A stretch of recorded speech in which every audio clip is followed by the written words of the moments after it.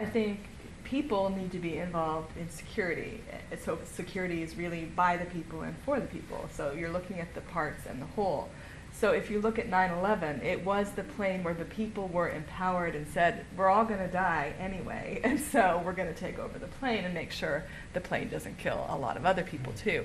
I think that kind of civil society empowerment, the ability for improvisation, for civilians to organize themselves on a plane and take it over and crash it, is a tremendous example, actually, of civic empowerment and people taking responsibility for security, which has to happen everywhere, right? So I just got home from Bonn, and there was, security airports is everyone, they're constantly telling you, look, use your eyes. All of you are our security watch guards. And I think, there's a over-securitizing of things as well. But this idea to be empowered to watch and to see and to protect yourself and to be involved, this is what the whole field of peace building is about, is that peace is not just a responsibility of diplomats and politicians, but actually everybody has to be involved. So civil society peace building in Afghanistan or Iraq, it's all these local groups who've been mediating tribal disputes and religious conflicts, and they've been stabilizing the society there for decades already, and they have the most capacity to do that in terms of their religious background and their language capacity, etc.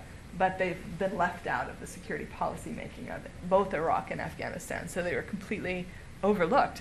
Most of the military colleagues I have didn't even know that they were on the ground doing this. So or care. I think they cared. They're very interested now that I talk about this at military conferences. It's interesting to them, and they want to find a way to link with it now, but it was invisible to them before. Yeah.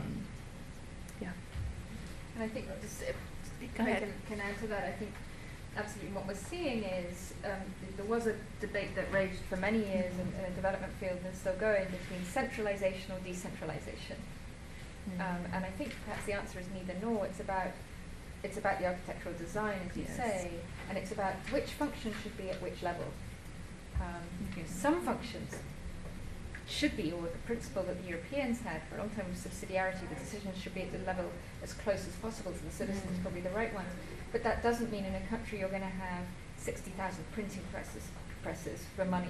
You're not going to have currency managed by every neighborhood. Right. So some things still need to be capital city decisions. Some things need to be federal decisions. It's really similar to the debate we have in the US about federal and state rights. These debates are mirrored. So I think, to me, the question is, where should the allocation of functions be, at which level? And very much at the heart of this is the debate on accountability.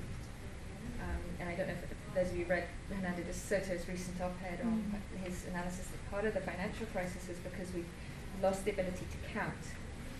That accountancy has broken down, and assets became so disconnected from their underlying value that we can't handle in his analysis, the root cause of the financial crisis is this disconnection